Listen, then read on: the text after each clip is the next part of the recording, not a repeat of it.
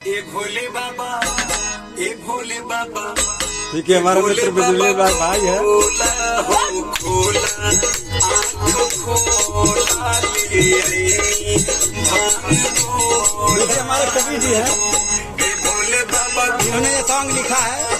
खोला आँख खोला ले भांग गोला, ए भोले बाबा खोला हो खोला, आँख खोला ले भांग गोला। गजबे सुहाना हो,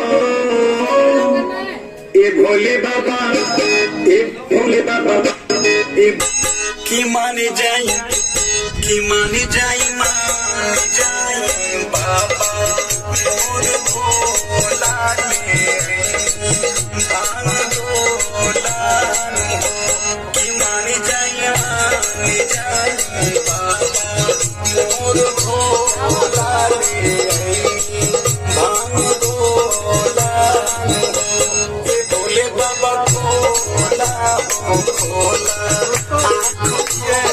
गाना है जल्दी भैया का भी प्यारा सा गाना आ रहा है। हरियाली चूड़िया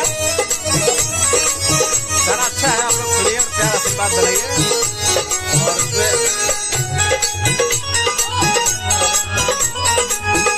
बहुत ही प्यारा गाना है, आप लोग कमेंट जरूर कीजिएगा। आई भोगवा लगावन हो, ए भोले बाबा, भैया ए भोले बाबा, ए भोगवा लगावन हो, आजा बड़ी भांग गोला, ए भोले बाबा ले बसावा कानी डोला ले भांग गोला, ए भोले बाबा खोला हो खोला।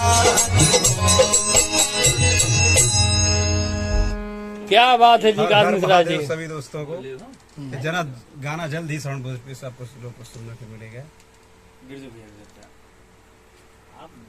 एक नंबर गाना यार, क्या गाना